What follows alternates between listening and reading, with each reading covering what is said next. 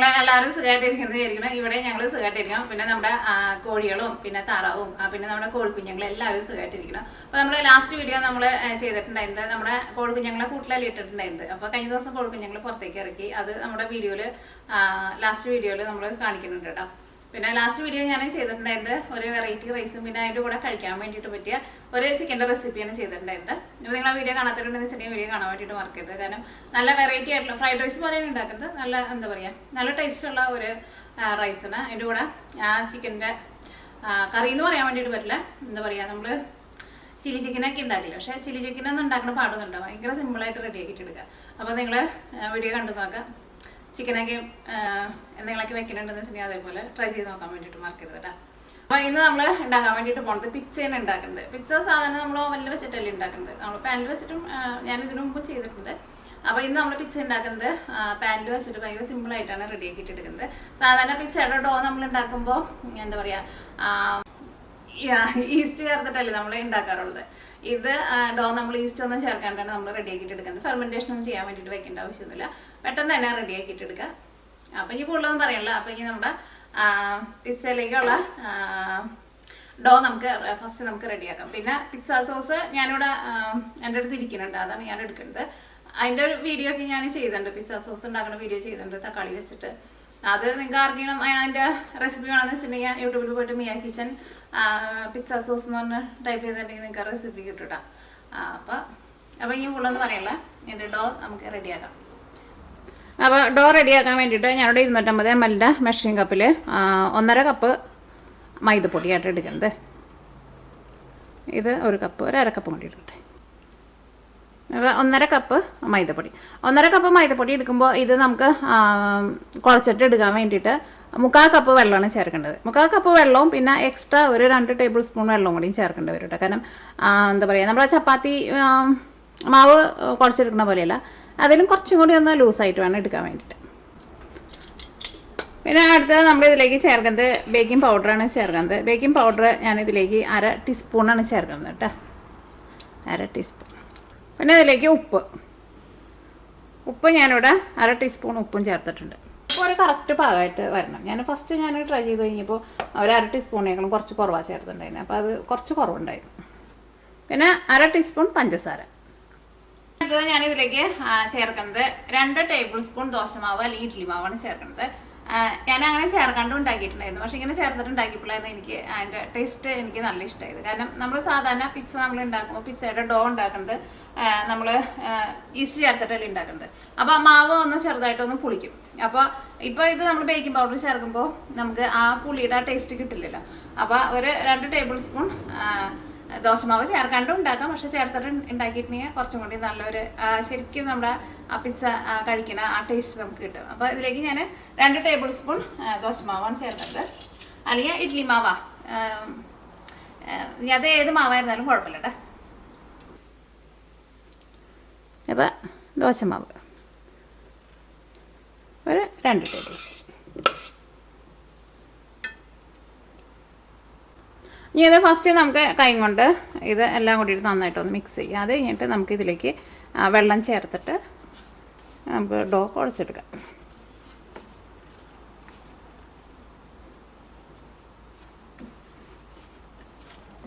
കാരണം ഈ ബേക്കിംഗ് പൗഡറൊക്കെ ഇതിനകത്ത് നന്നായിട്ട് മിക്സ് ആവണം. അപ്പോൾ അത് മിക്സ് ആയി കഴിഞ്ഞിട്ട് വെള്ളം ചേർത്താൽ മതി.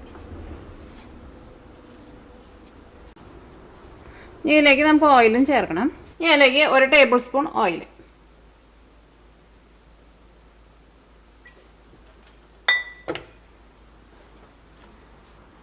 ഇതിപ്പോൾ ഞാനിതിലേക്ക് സൺഫ്ലവർ ഓയിലാണ് ചേർത്തത്, അല്ലെങ്കിൽ ഏത് ഓയിലായിരുന്നാലും കുഴപ്പമില്ല. ഇനി നമ്മൾ വെള്ളം ഒഴിച്ചിട്ട് കുഴച്ചെടുത്ത് കഴിഞ്ഞിട്ട് 1 ടേബിൾ സ്പൂണും കൂടിയിട്ട് നമ്മൾ ചേർക്കൂട്ടോ. നമ്മുടെ കൈമേക്കൊന്ന് പിടിക്കാതിരിക്കാൻ വേണ്ടിയിട്ട് നമ്മൾ പിന്നീടും ചേർക്കും.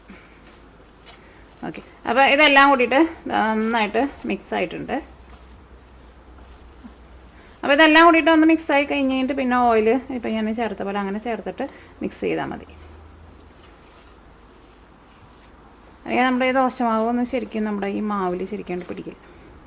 ഓക്കെ, അപ്പോൾ ഇനി ഞാനിവിടെ 3/4 കപ്പ് വെള്ളം എടുത്തിട്ടുണ്ട്, സാധാരണ വെള്ളം കേട്ടോ.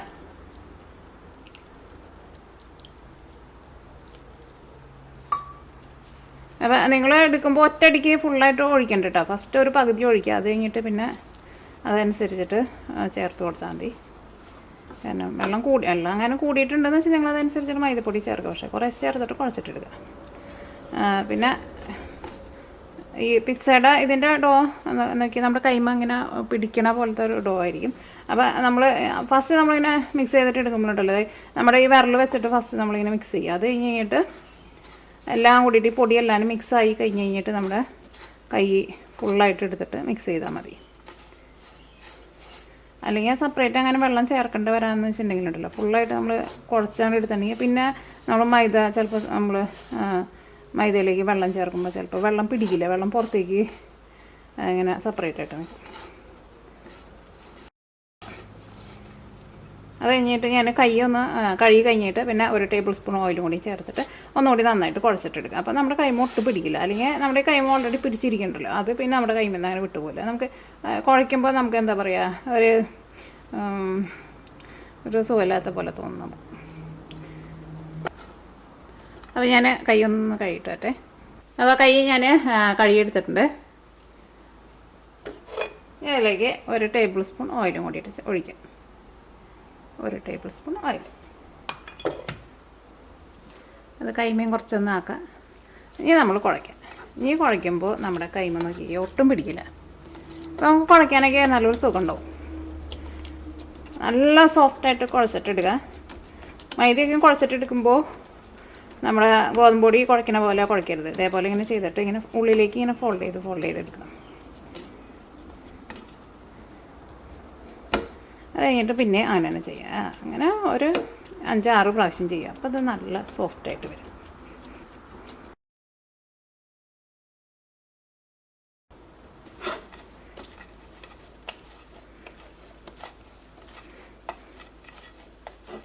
ഞാൻ നോക്കിക്കേ, ഇപ്പോൾ നമ്മുടെ മാവ് നല്ല സോഫ്റ്റായിട്ട് വന്നിട്ടുണ്ട്.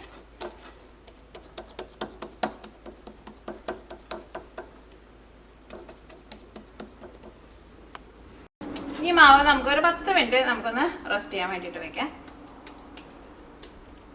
തുറന്ന് വയ്ക്കരുത് കേട്ടോ, എന്തെങ്കിലും വെച്ചിട്ട് ഒന്ന് മൂടി വയ്ക്കാം. അപ്പോൾ ഈ നമ്മുടെ പിസ്സ റെഡിയാക്കാൻ വേണ്ടിയിട്ട് ഞാനിവിടെ ഇതേപോലത്തെ ഒരു പാൻ എടുത്തിട്ടുണ്ട്. നിങ്ങൾക്ക് കുറച്ചും കൂടി നല്ല കനം കുറച്ചിട്ടുള്ള പിസ്സ വേണമെന്ന് വെച്ചിട്ടുണ്ടെങ്കിൽ എൻ്റെ അടുത്ത് ഇപ്പോൾ ഈ ഇങ്ങനത്തെ വലിപ്പമുള്ളതേ ഉള്ളൂ. ഒരു ഇച്ചിരി കൂടി വലിപ്പമുള്ളതെന്ന് വെച്ചിട്ടുണ്ടെങ്കിൽ കുറച്ചുകൂടി കനം കുറച്ചിട്ട് നമുക്ക് ഉണ്ടാക്കാൻ വേണ്ടിയിട്ട് പറ്റും. പക്ഷേ അപ്പോൾ എൻ്റെ അടുത്ത് ഇതുള്ളൂ. പിന്നെ എൻ്റെ കയ്യിലുള്ളത് ഭയങ്കര വലുതാണ്. കാരണം പിസ്സ ഉണ്ടാക്കുമ്പോൾ ഒരുപാട് ഭയങ്കര കനത്തിൽ ഉണ്ടാക്കണ്ട. ഒരുപാട് കനമുള്ള ഡോനേക്കാളും നല്ലത്. പിന്നെ ഇത് നന്നായിട്ട് വീർത്ത് വരികയും ചെയ്യും. ഓക്കെ, അപ്പോൾ ഇത് നമ്മൾ ഇതിനകത്ത് വയ്ക്കാം. ഇത് നമുക്ക് പരത്തി കൊടുക്കാം. അപ്പോൾ ഇതിൻ്റെ എഡ്ജൊക്കെ ഉണ്ടല്ലോ, എഡ്ജൊക്കെ ഒന്ന് തിക്കായിട്ട് ഇതങ്ങനെ കൊണ്ടുപോകണം. അത് സ്റ്റാർട്ടിങ്ങിൽ തന്നെ കൊണ്ടുപോകണം കേട്ടോ. പിന്നെ നമ്മൾ അവസാനമായിട്ട് നോക്കിയിട്ടുണ്ടെന്ന് വെച്ചിട്ടുണ്ടെങ്കിൽ ചിലപ്പോൾ നമുക്ക് അങ്ങനെ കൊണ്ടുപോകാൻ വേണ്ടിയിട്ട് പറ്റില്ല.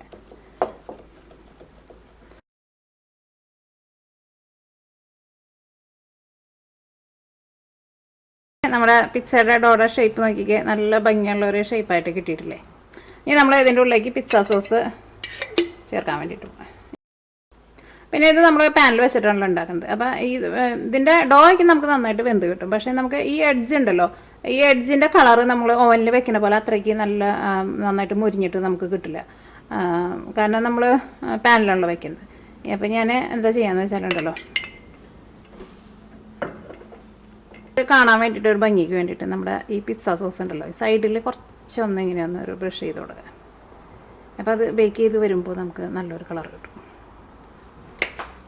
ഇനി ഞാനിതിലേക്ക് കുറച്ച് ക്രഷ് ചെയ്തേക്കണം ഉണക്കമുളക് ചേർക്കുന്നുണ്ട്. കാരണം ഈ പിസ്സ സോസിന് ഒട്ടും സ്പൈസി അല്ല.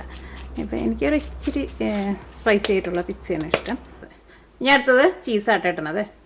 ഞാൻ ഇതിലേക്ക് മൊസറോള ചീസാണ് ഇടുന്നത്. പിസ്സ ഉണ്ടാക്കാൻ വേണ്ടിയിട്ട് നമുക്ക് എപ്പോഴും നല്ലത് ഈ മൊസറോള ചീസായിട്ട് നല്ലത്. നമുക്ക് കടകളിൽ പല വെറൈറ്റി ചീസുകൾ നമുക്ക് വാങ്ങാൻ വേണ്ടിയിട്ട് കിട്ടും. പക്ഷേ പിസ്സ ഉണ്ടാക്കുമ്പോൾ ഈ ചീസാണ് നല്ല സ്റ്റിക്കി ആയിട്ട് വരാം. അപ്പോൾ അതുകൊണ്ട് തന്നെ ഈ ചീസാണ് എപ്പോഴും നല്ല ടേസ്റ്റ് ഉണ്ടാവുക. ചീസ് നിങ്ങൾക്ക് എന്തോരം വേണമെന്ന് വെച്ചിട്ടുണ്ടെങ്കിൽ അതനുസരിച്ചിട്ട് ചേർത്തു. ഈ എഡ്ജിമേക്ക് വരുന്നാലും ഒരു ഇച്ചിരി ഞാൻ അങ്ങനെ വെച്ച് കൊടുക്കണ്ട. അപ്പോൾ അതിങ്ങനെ മെൽറ്റായിട്ട് വരുമ്പോഴേ അത് കാണുമ്പോൾ ഒരു ഭംഗിയായിരിക്കും.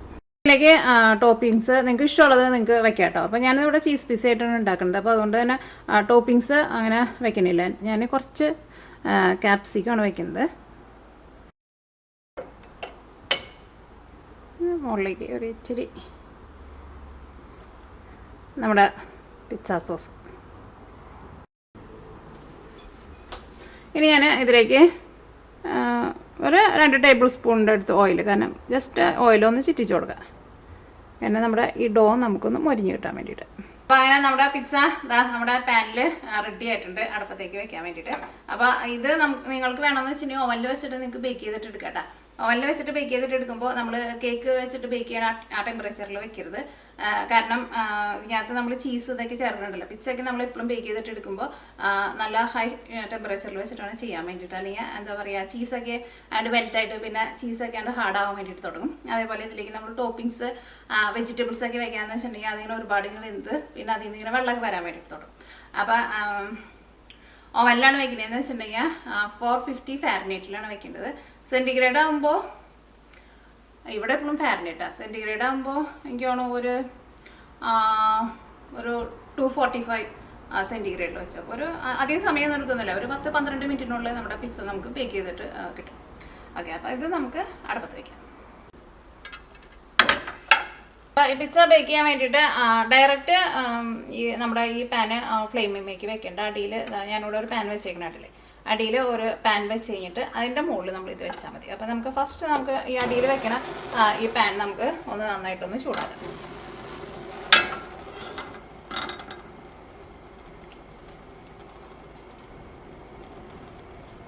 അപ്പോൾ നമ്മുടെ അടിയിൽ വെക്കണ പാൻ നന്നായിട്ട് ചൂടായിട്ടുണ്ട്. ഇനി ഒരു മീഡിയം ഫ്ലെയിമിൽ വെക്കുക. ചെറിയ ബർണറൊക്കെയാണെന്ന് വെച്ചിട്ടുണ്ടെങ്കിൽ മീഡിയം ഫ്ലെയിമിനേക്കാളും ഒന്ന് കൂട്ടി വെക്കട്ടെ. കാരണം ഒരുപാട് തീ കുറച്ചിട്ട് വെക്കണ്ട. അത്യാവശ്യം നല്ലൊരു ചൂട് വേണം കേട്ടോ. ഇനി ഇത് നമുക്ക് മൂടി വയ്ക്കാം. മൂടി വയ്ക്കുമ്പോഴായിരുന്നാലും ഫ്ലാറ്റ് ആയിട്ടുള്ള മൂടി വെച്ചിട്ട് മൂടരുത് കേട്ടോ. കാരണം ഇതൊന്ന് നന്നായിട്ടൊന്ന് പൊന്തി വരും. അപ്പോൾ ഫ്ലാറ്റ് ആയിട്ടുള്ള മൂടിയാന്ന് വെച്ചിട്ടുണ്ടെങ്കിൽ പിന്നെ ആ മൂടിയുടെ അടിയിൽ പിടിക്കും. അപ്പോൾ അത് മൂടി. അപ്പോൾ ഞാൻ വെച്ചേക്കണ ചൂട് നോക്കിക്കേ. ഇവിടെ ഒരു ചീസി ദോശയും കൂടിയിട്ട് ഉണ്ടാക്കുന്നുണ്ട്. കാരണം ഇപ്പോൾ ഇവിടെ ലഞ്ച് കഴിക്കുന്ന സമയമായിട്ടുണ്ട്. അപ്പോൾ ഞാൻ പോൾസന് ദോശ ഉണ്ടാക്കി കൊടുക്കാമെന്ന് വിചാരിച്ചു. കുറച്ച് നേരം എൻ്റെ അടുത്ത് ഭക്ഷണം ചോദിക്കുന്നത്. ഞാനിപ്പോൾ തരാമെന്ന് പറഞ്ഞുകൊണ്ടിരുന്നു. ഞാനിതങ്ങോട്ട് അടുപ്പത്ത് വെച്ചിട്ട് ഇന്ന് നീനയുടെ അവസാനത്തെ ദിവസം സ്കൂളിൽ. അപ്പോൾ ആൾക്ക് ഇന്ന് 2 മണിയാകുമ്പോൾ കഴിയുമ്പോൾ വിളിക്കാമെന്ന് പറഞ്ഞേക്കണേ. അപ്പോൾ എപ്പോഴാണ് വിളി വരണമെന്ന് അറിയില്ല.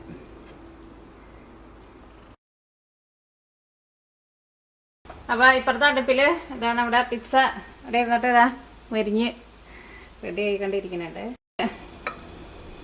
ബ്രൊക്കോളി വേവിച്ചിരിക്കുന്നുണ്ട്, അതും കൂടിയിട്ട് ചേർക്കുന്നുണ്ട്. ഇനി കുറച്ച് ചീസ്. എന്തൊക്കെ സാധനങ്ങൾ വീട്ടിലിരിക്കണമെന്ന് വെച്ചിട്ടുണ്ടെങ്കിൽ ഇപ്പോൾ ബ്രൊക്കോളി ഉള്ളതുകൊണ്ട് അത് ഇട്ടു. അല്ലെങ്കിൽ ഇനിയിപ്പോൾ വേറെ എന്തെങ്കിലും ഡ്രൈ ആയിട്ടുള്ള എന്തെങ്കിലും സാധനങ്ങൾ ഇതേപോലെ ഇങ്ങനെ ഉണ്ടെന്ന് വെച്ചിട്ടുണ്ടെങ്കിൽ ഞാൻ അത് അങ്ങനെ ഇടും.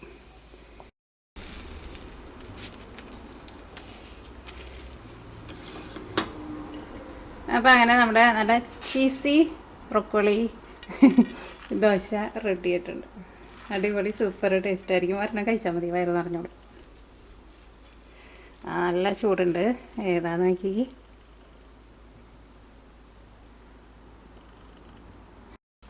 അപ്പോൾ നമ്മുടെ പിസ്സ റെഡി ആയിട്ടുണ്ട്. അപ്പോൾ ഞാനിവിടെ 15 മിനിറ്റാണ് വെച്ചിട്ടുണ്ടായിരുന്നത്. അപ്പോൾ ഈ നല്ല ചൂടോട് കൂടിയിട്ട് തന്നെ നമ്മുടെ പിസ്സ നമുക്കൊന്ന് കട്ട് ചെയ്ത് നോക്കാം. ഇപ്പം നമ്മുടെ പിസ്സ നോക്കിക്കേ, ചീസൊക്കെ ആയിരുന്നാലും നോക്കിക്കേ നന്നായിട്ട് മെൽറ്റായിട്ടുണ്ട്. അയ്യോ, നല്ല ചൂടുണ്ട്. അപ്പോൾ അതുകൊണ്ട് തന്നെ ഞാൻ കൈ കൊണ്ട് എടുക്കണില്ല. ഞാൻ നോക്കിക്കേ, നമ്മുടെ പിസ്സ നോക്കിക്കേ, ചീസൊക്കെ ആയിരുന്നാലും നന്നായിട്ട് മെൽറ്റായിട്ടുണ്ട്.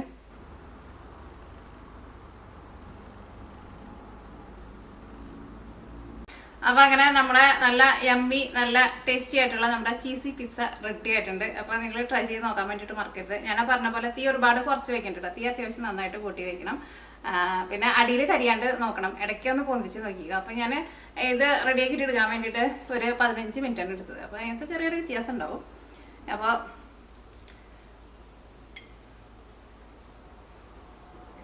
ഇതിൻ്റെ ഡോ ആയിരുന്നാലും നല്ല സോഫ്റ്റ് ആയിട്ടിരിക്കും.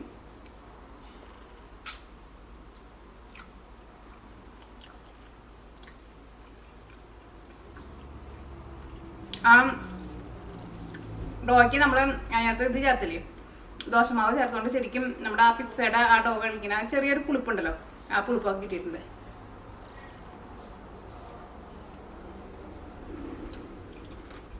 താറാവുകളേനെ ഞാൻ അഴിച്ചിട്ടിട്ട് ഞാനിപ്പോൾ ഇങ്ങോട്ടേക്ക് പോകുന്നുള്ളൂ. അവർ ചിറകൊക്കെ വിരിച്ചിട്ട് ഇടയ്ക്കിടെ കിടന്നിട്ട് ഓടണുണ്ട്, പറക്കണുണ്ട്. നമ്മുടെ ചാത്തൻ കോഴി അവിടെ ഇട്ടിട്ട് മാന്തണുണ്ട്. വലിയ ശല്യമില്ല, പുല്ലൊന്നും അങ്ങനെ നാശാക്കില്ല.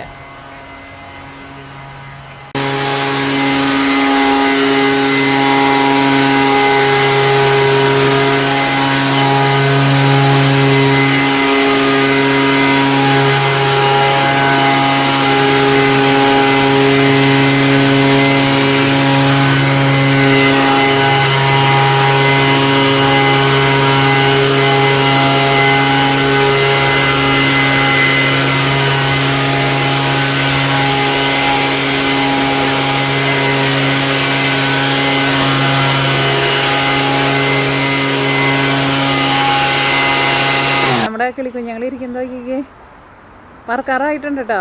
നന്നായിട്ട് ആ വിങ്സൊക്കെ വന്നിട്ടുണ്ട്. അവർക്ക് ഇരിക്കാൻ വേണ്ടിയിട്ട് സ്ഥലമില്ലാണ്ട് 3 പേരുണ്ടല്ലോ, ഒരാളുടെ മേത്ത് കയറിയിട്ടാണ് ഇരിക്കുന്നത്.